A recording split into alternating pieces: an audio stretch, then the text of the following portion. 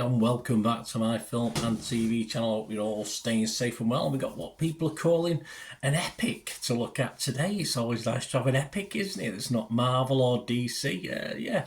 There's not too many about, is there, that aren't put out by those two companies, I suppose. We're going to have a look at something called Killers of the Flower Moon. Please, if you're new to the channel, push that subscribe button, push the bell notifications. Everything film and TV, of course. Reviews like this, information, vlogs, previews, you name it, we try and do it.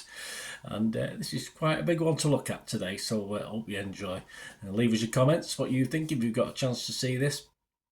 And you can give us a little like, guys, a little thumbs up, be much appreciated. Yes, a crime, drama, historical film, 15 certificate. And yes, 3 hours 26 minutes. This is a film, not a series. It could have been easily a 4 or 5 episode mini-series, couldn't it? But it is a one-off film, which we'll talk about later. If you're going to the cinema to watch it, make sure you go to the loo before you go in to watch it, that's for sure. And got well stocked up with drinks and sweets. Although if you're well stocked up with drinks, you might have to go to the loo again. Who knows? Depends how old you are, doesn't it, I suppose. 3 hours 26 minutes. It's classed as an epic revisionist western crime drama. Directed and produced, of course, I'm sure you know all about this film, Martin Scorsese, who co-wrote the screenplay with Eric Roth, based on the 2017 book of the same name by David Gran. I believe there's been a radio thing of this as well, but not quite as successful, people don't think, as this has been. Its plot centres on a series of Oklahoma murders in the Osage Nation during the 1920s, committed after oil was discovered on tribal land. Yes, well, they've got to inherit the oil somehow, so by bumping people off, that's one way of doing it. The FBI eventually steps in to unravel the mystery. Mr. Hoover sends his boys over. I think it's just called the Bureau of Investigation, and the federal came later, I think. Stars Leonardo DiCaprio, Robert De Niro, Lily Gladstone, Jesse Plemons, Tantu Cardinal, John Lithgow, and even old Brendan Fraser. Yes, he's. I do like Brendan Fraser, but I just wish he'd lose a little bit of weight. I'm a bit worried about him. As long as he's happy, I suppose. Released in the US on October the 20th by Apple TV Plus, of course, under their Apple Original Films label, and by Paramount Pictures. So it's available at the pictures as I'm recording this on the 22nd of October 2023, and it's set for an unspecified streaming release on Apple TV Plus. So keep your eyes peeled or your earlugs out for that one. What's it doing as far as scores are concerned? Well, the critics like it. Rotten Tomatoes, 92% positivity from their 298 critics who've left a review on this.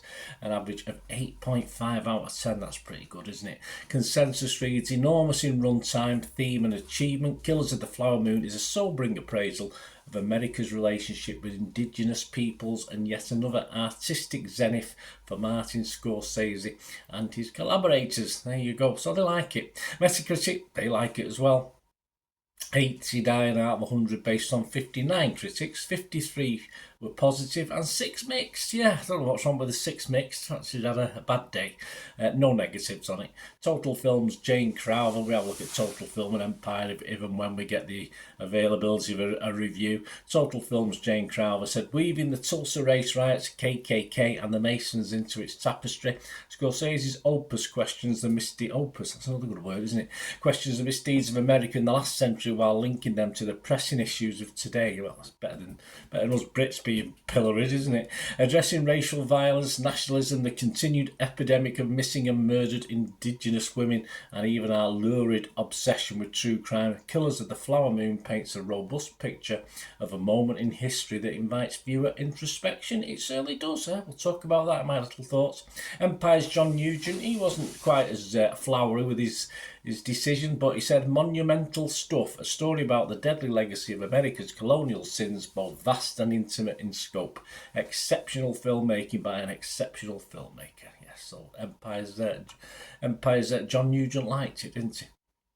What about the public? Well, the public are just as enthused by the looks of it. Rotten Tomatoes audience, 4.3 out of 5 it's averaging, 84% positivity.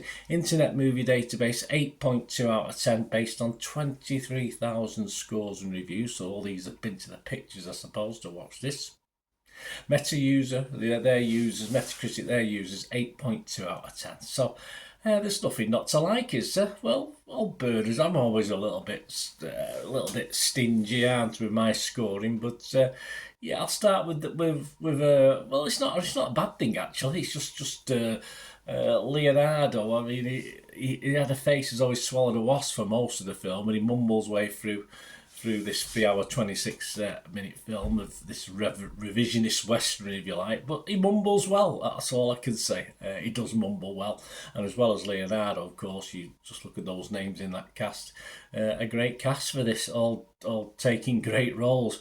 Interesting, very interesting to say the least. Long, but thankfully it does keep your attention, but it is hard work to get through it. Well put together as you'd expect, with its pedigree behind and in front of the camera. At a very interesting moment in time, not an era I know too much about, so I went away and found out a little bit about it, because obviously this is reflection based on a dramatic license, of course. De Niro and DiCaprio are very interesting characters, not nice by any means, in fact horrible shits, but very interesting. And after watching the movie, I checked on true events, as I said, a little more, and I think that's a good thing with anything like this. It's always, if it makes you go away and have a look at the real thing, then it's always done its job for me. A film like this, as I say, I can answer for the dramatic license, and obviously people will have different views, but for what it is, as a film, as entertainment, which is what it is, an informative entertainment, it works. At over 3 hours, as I said, it's a tough watch. Certainly at the cinema, an old-fashioned intermission would have been a bonus for this, I think. But at home, when you're able to stream it, you'll be able to take a break or two, so that won't be too bad. Well, there you go. I was happy with this. Very happy with this. To say a bit of a slow burn all the way through. I wouldn't say it grabs you as you're on the edge of the seat, but very, very interesting. My scores, I'll be fresh. If it was Rotten Tomatoes, I'd be positive. If it was Metacritic, and yes, my score for Internet Movie Database, one of my higher so far this year, and we're into we're into October. One of the highest, I think. I do. The odd one gets 8.5, but I'm going to give this 7.5, which is pretty good for me, which is a little bit down on everybody else, but you know me, I'm stingy anyway, so I'll give this a 7.5 out of 10. So let me know your thoughts, guys, if you get to watch this. Be great to hear from you and hear your opinions. Thanks for watching, because it's all opinions, isn't it? It doesn't matter. It wouldn't be a boring world if we all thought the same, wouldn't it? So share your opinions. It'd be great to hear from you. Till we meet again. Oh, that's one thing, don't I? Please stay safe, everyone. Bye for now.